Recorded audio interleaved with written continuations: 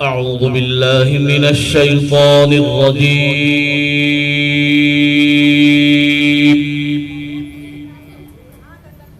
بسم الله الرحمن الرحيم.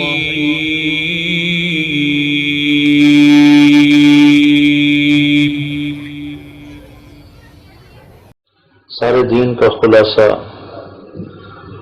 دو حدیثیں ہیں، ایک ابتدا ہے، ایک انتہا ہے. ایک حدیث میں اشارہ ابتدا کی طرف، دوسری حدیث میں اشارہ انتہا کی طرف. بنی الاسلام علی خمس، یہ حدیث نقطہ ابتدا ہے کہ اسلام کی بنیاد 5 باتیں. تو کسی بھی چیز کو جب شروع کیا جاتا ہے تو بنیاد سے شروع کیا جاتا ہے. بنیاد نہ ہو تو نہ عمارت کھڑی ہو سکتی ہے، نہ کوئی دفتر قائم ہو سکتا ہے. تو اسلام کی بنیاد میں یہ 5 چیزیں ہیں جس کو اللہ کے رسول صلی اللہ تعالی علیہ وسلم نے ارشاد فرمایا. دوسری حدیث سے جو اشارہ کر رہی ہے اس کی انتہا کی طرف اور اس کی چھت کی طرف، کہ جب بنیا کا لفظ سے گھر سے تشبیہ دی جا رہی ہے تو بنیادیں بتائی گئی ہیں تو چھت بھی بتانی ضروری ہے. تو دوسری حدیث سے پاک ہے انما بعثت لاتمم مکارم الاخلاق. تو جو لفظ اتممہ ہے یہ انتہا کی طرف اشارہ کرتا ہے. تو گویا سارا اسلام 2 لفظوں میں، ایک بنیا ایک اتممہ. تو بنیا نقطہ ابتدا ہے اور اتممہ یہ نقطہ انتہا ہے.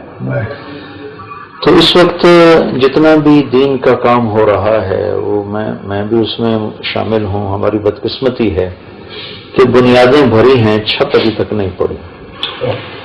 مکارم اخلاق سے ہم بہت دور ہیں. جتنے بھی دین کے کام ہو رہے ہیں اہل حق اس کو کر رہے ہیں، اس کے نتائج بھی اللہ تعالی ہمیں دکھا رہا ہے. 40 سال مجھے بھی تبلیغ میں ہو گئے ہیں.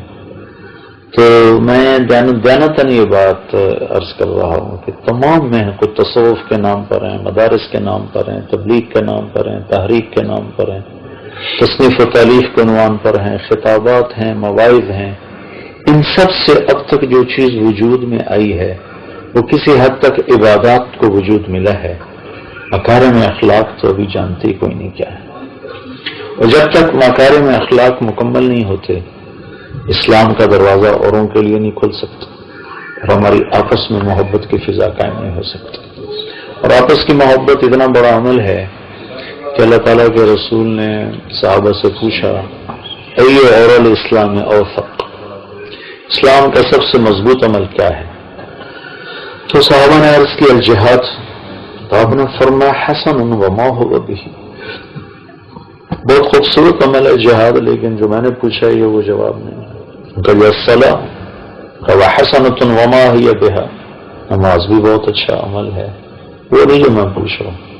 تو انہوں نے روزے کا ذکر کیا، حج کا ذکر کیا، آپ سب پر انکار فرماتے. تو صحابہ نے کہا اللہ و رسولہ اعلم، آپ جانے، آپ کا رب جانے، ہمیں تو اس کے علاوہ نہیں آتا. پھر آپ نے فرمایا ان اوثق اور الاسلام الحب للہ والبغض للہ، اسلام کا سب سے مضبوط عمل آپس میں اللہ کے لیے محبت کرنا ہے. اور محبت کو قائم کرنے کے لیے سبحان اللہ اخلاق کے سوا اور اللہ اکبر، ایک دوسرے کو سہنا، برداشت کرنا، ایک دوسرے اختلاف رائے کے باوجود وسعت ظرف رکھنا، یہ اخلاق ہیں. تو اخلاق نہیں سیکھے گئے.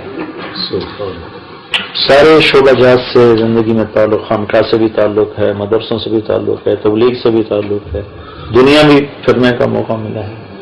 یہ ایک خلا ہے جو ابھی تک کوئی بھی نہیں پر کر سکا. اس میدان میں معذرت کے ساتھ ہم سب زیرو ہیں. اور جب تک یہ دیکھنا ہم یہاں کیوں بیٹھے ہیں، چھت پڑی ہوئی، چھت نہ ہو تو ہم یہاں بیٹھ سکتے. تو اسلامی تعلیمات کی جو چھت ہے وہ اچھے اخلاق ہے. اور کمالی ایمان کو بھی اللہ کے نبی نے اس کے ساتھ جوڑا کہ ایک صحابی نے عرض کی یرید ان یکمل ایمانی، میں ایمان مکمل کرنا چاہتا ہوں. آپ نے کہا حسن خلقک یکمل ایمانک، اپنے اخلاق اچھے کرو تمہارا ایمان مکمل ہو جائے.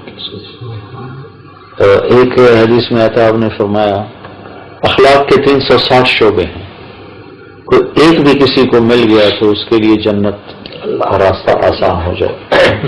تو ابو بکر رضی اللہ عنہ سامنے بیٹھے تھے، کہنے لگے یا رسول اللہ ان میں تو میرے اندر بھی ہے. ہم نے کہا تیرے اندر سارے کے سارے ہیں، کوئی بھی کام نہیں، تیرے اندر سارے کے سارے کلو آفی کا. سبحان اللہ. تو بس یہ گزارش تھی مختصر سے کہ یہ سارے دین کا میں نے نچوڑ آپ کو بتا دیا ہے، اور جو ہماری کمی ہے ہم سب کی اجتماعی سب کی وہ بہت بڑی کمی ہے کہ ہم اخلاق کو بلند نہیں کر سکے، نہ اپنے متوسلین میں، نہ متعلقین میں، نہ طلبہ میں، نہ اپنے معاصرین میں، نہ ہم نشین میں. یہ بہت بڑا خلا ہے، بہت بڑی کمی ہے جس نے آپس کی محبت کو بھی مٹایا ہوا ہے اور غیروں کے لیے اسلام کا دروازہ بھی بند کیا ہوا ہے. سب سے خوبصورت عمل جس سے اسلام خوبصورت بن، جیسے لباس انسان کی خوبصورتی ہے، لباس نہ ہو تو ہم ایک دوسرے کے سامنے بیٹھ ہی نہیں سکتے. تو اخلاق پورے اسلام کے لیے لباس کی حیثیت رکھتے ہیں. تو جتنے یہ خوبصورت ہوں اللہ کی رحمت متوجہ ہوگی. ایک اور چیز کی طرف متوجہ کرنا چاہتا ہوں کہ اللہ کے نبی نے جب نمازیں لمبی کی تو اللہ نے روک دیا.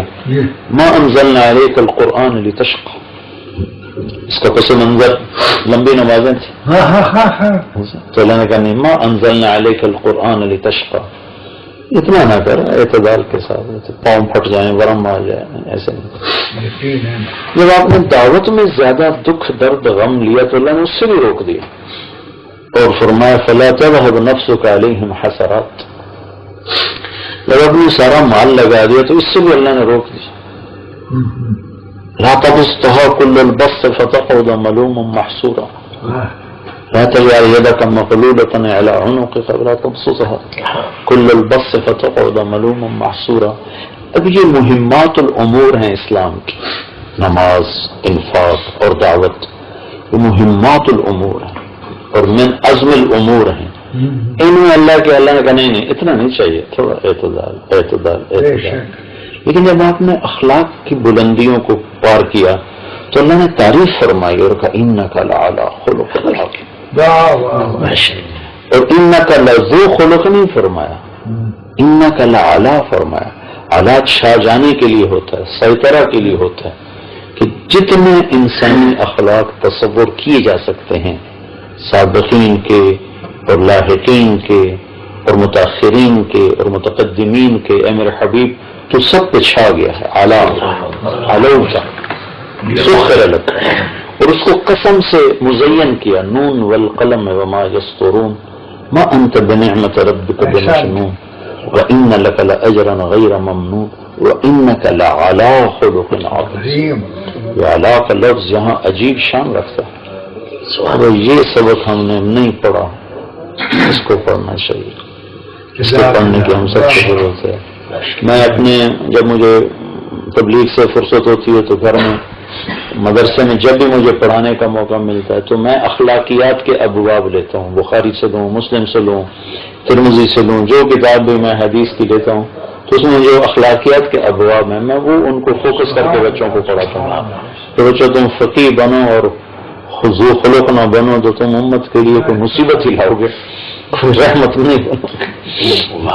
یہ اخلاقیات سے سر دوری کے کیا اسباب ہو سکتے ہیں اور یہ ان کو کیسے جو ہے قربتوں میں بدلا جا سکتا ہے؟ بڑا مشکل چیپٹر ہے، یہ آسان چیپٹر نہیں ہے، یہ بہت قومی بالخصوص جو ہے یہ ہم دیکھتے ہیں پاکستان کے اندر جو مکتبہ فکر ہوتا ہے اس مکتبہ فکر کے بھی درمیان جو ہے وہ دوریاں ہیں بہت زیادہ. اس لیے تو اس کو جو ہے کیسے قربت میں بندہ جو ہے کچھ نہ کچھ طریقے یہ تو ذاتی ہر شخص کو محنت کرنی پڑے گی. جیسے ہم ایک بچے کو عالم بناتے ہیں تو کوئی ہمارے پاس نسخہ یا کوئی میریکل تو نہیں، ہم اس کو ایک محنت کرواتے ہیں، اس کو 10 سال کی چکی سے گزارتے ہیں، پھر اس کو ہاتھ میں سند پکڑاتے ہیں.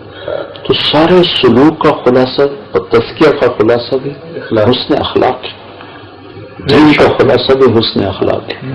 تو ہمارے پاس مواد موجود ہے. بچوں کو تو اس طرح آراستہ کیا جا سکتا ہے کہ جیسے ہم ان کو فنی چیزیں اہتمام سے پڑھاتے ہیں تو ان کو کتاب الآداب، کتاب الاخلاق یہ اہتمام سے ان کو بتایا جائے اور آپس میں اس چیز کے مذاکروں کو زندہ کیا جائے.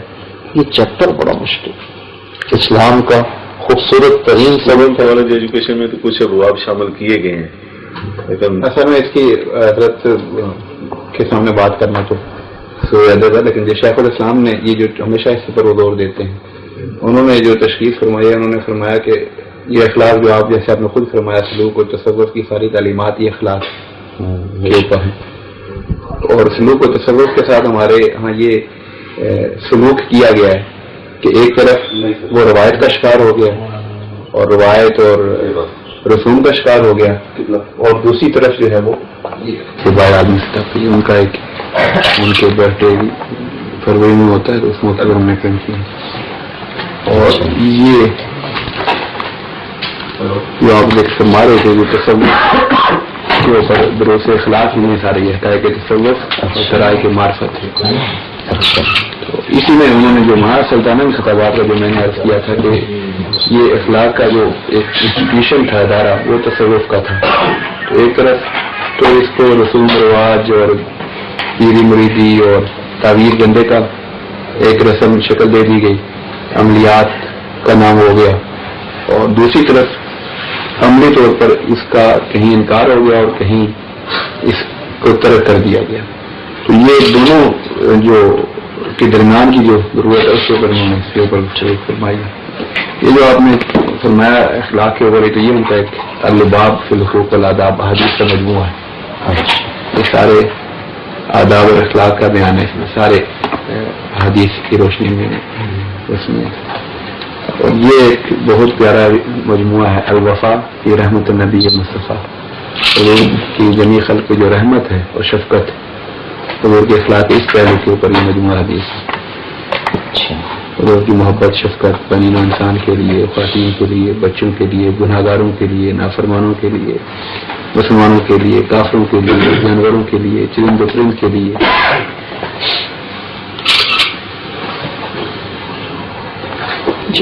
یہ ایک حسن اخلاق کے اوپر ہے.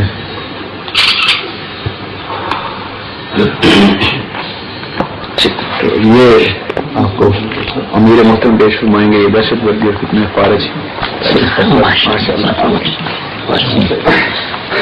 آپ کا ویلکم کرتے ہیں. آپ تحریک منافقان کے مرکزی سیکریٹریٹ میں تشریف لائے ہیں، تو آپ کی آمد سے یہاں جو احباب ہیں ان کو بہت زیادہ خوشی ہوئی ہے.